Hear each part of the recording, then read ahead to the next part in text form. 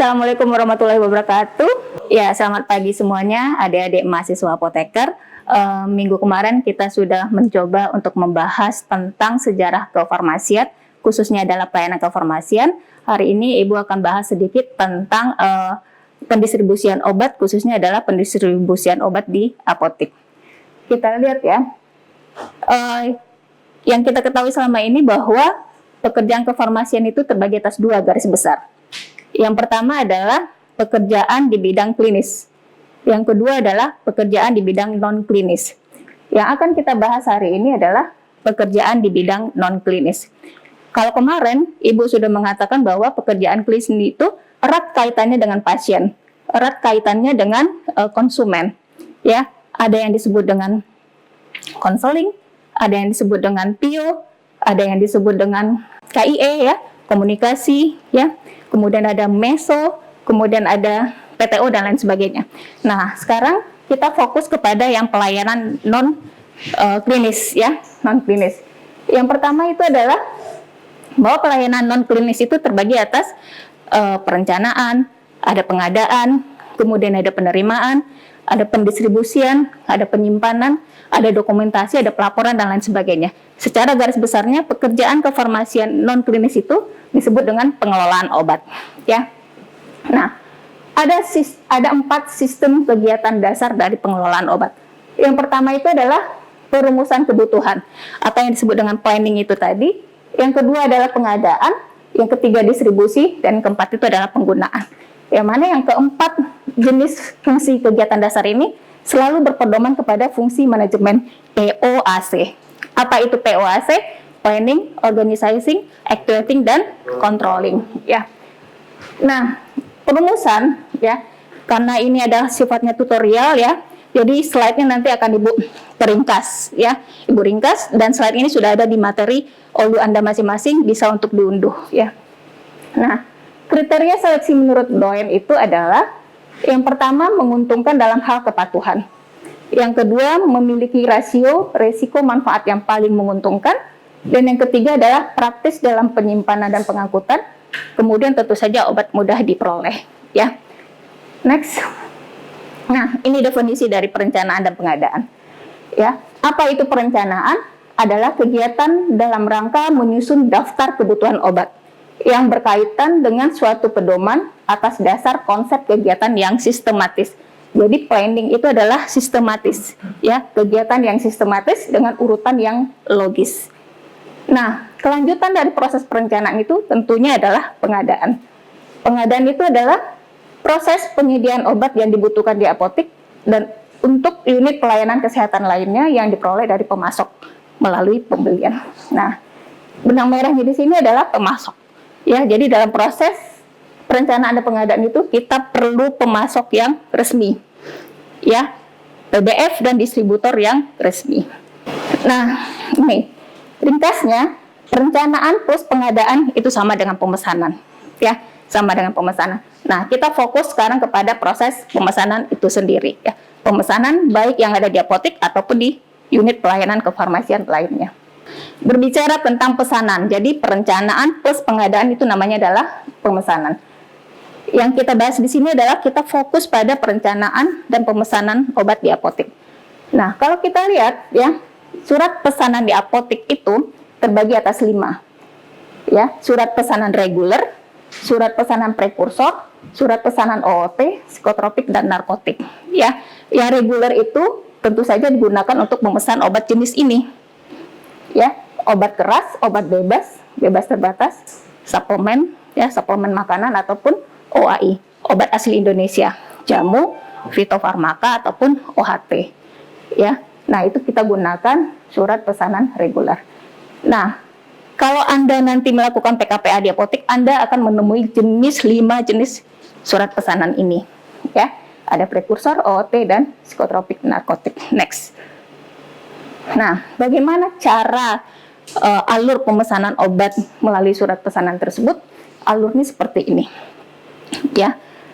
Nah, untuk alur pemesanan obat reguler, ya, surat pesanan reguler itu terdiri dari pemesanan obat keras, obat bebas, bebas terbatas, food supplement dengan menggunakan SP reguler. Ya, yang pertama tentu saja kalau kita mau memesan suatu obat di apotek, kita pasti selalu melakukan pengecekan stok obat. Stok obat itu bisa Anda cek melalui buku defekta ataupun pada data yang ada di software atau di komputer Anda. Ya, karena sistemnya sekarang itu setiap apotek itu pasti menggunakan aplikasi ataupun software. Yang kedua, penulisan surat pesanan dan ditandatangani oleh apa?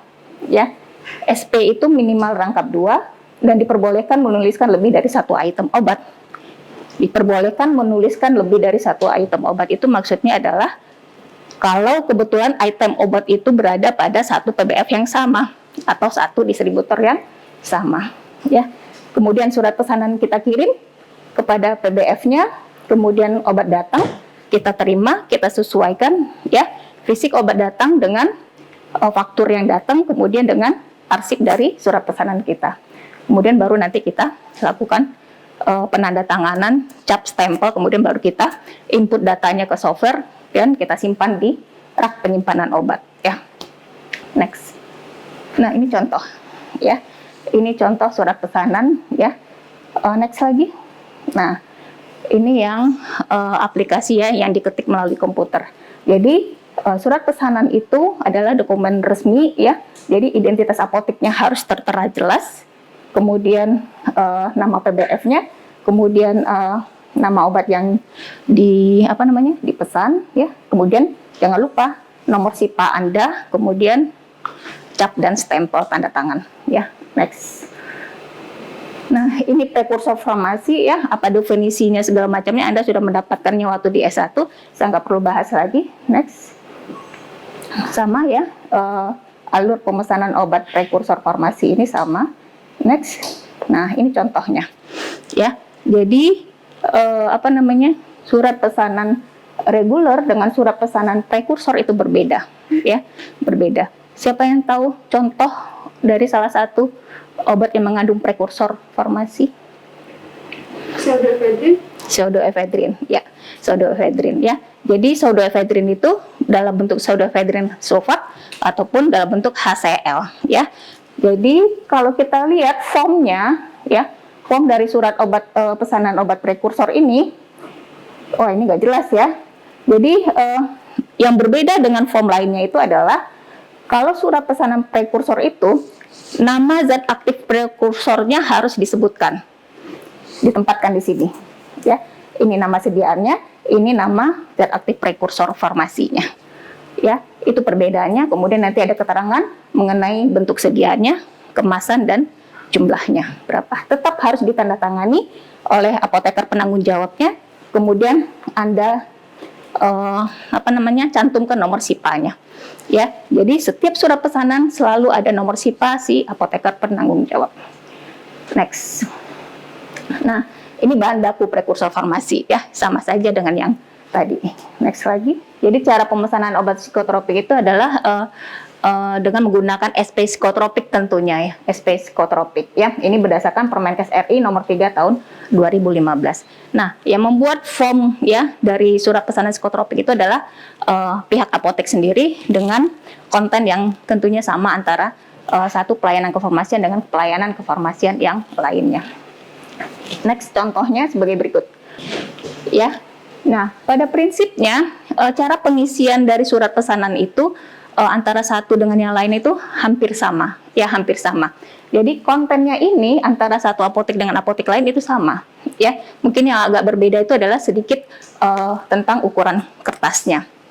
Nah, Anda lihat yang bertanda tangan di bawah ini. Jadi di atasnya surat pesanan psikotropik, nomor PO-nya harus ditulis berapa, ya. Misalkan hari ini adalah pesanan yang ke-10, ya Anda tulis yang ke-10, ya, tahun 2010, misalkan seperti itu. Kemudian yang bertanda tangan di bawah ini nama, jabatan, nama dari penanggung jawab apoteker itu sendiri, ya. Kemudian nama distributornya, alamat telepon, kemudian nama sarana apotek pemesannya, kemudian alamatnya, kemudian tanda tangan, ya. Tanda tangan ini, maaf, ini bukan SIKA lagi, ya, tapi adalah SIPA.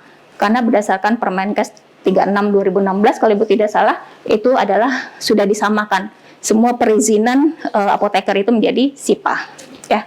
Next. Nah, Ini contoh surat pesanan psikotropiknya ya. Jadi jangan lupa ini harus dicap ya, dicap dan ditandatangani. Nah, ini narkotik. Acuan atau pedoman kita untuk melakukan pemesanan obat narkotik itu adalah Permenkes nomor 3 tahun 2015. Langsung saja pada contohnya. Nah, ini surat pesanan narkotik ya. Surat pesanan narkotik ini formulirnya itu tidak boleh dibuat sendiri atau dicetak sendiri oleh pihak apotek atau rumah sakit, tapi adalah harus dibeli di PBF Kimia Farma, satu-satunya BUMN yang ditunjuk oleh pemerintah untuk mendistribusikan obat narkotik ya. Nah, ini surat pesanan narkotik. Kemudian ini masih form yang lama, makanya di sini masih SIP ya. Harusnya di sini apa? SIPA, harusnya SIPA ya. Yang jelas adalah bahwa di form surat pesanan narkotik ini stok akhirnya harus tertulis ya. Kemudian satu lembar surat pesanan narkotik ini hanya bisa memesan satu jenis item narkotik ya, satu jenis item narkotik ya. Misalkan kalau Anda mau memesan Kodipron cum expectorant kapsul dengan Kodipron cum expectorant sirup, itu harus dengan 2 lembar surat pesanan narkotik yang berbeda ya, berbeda dengan surat pesanan yang sebelumnya. Kalau kebetulan dia terdapat pada jenis atau PBF yang sama, itu boleh lebih dari 1 item. Oke, demikian saja untuk pertemuan kali ini ya. Mudah-mudahan Anda memahami dari apa yang sudah saya berikan. Assalamualaikum warahmatullahi wabarakatuh.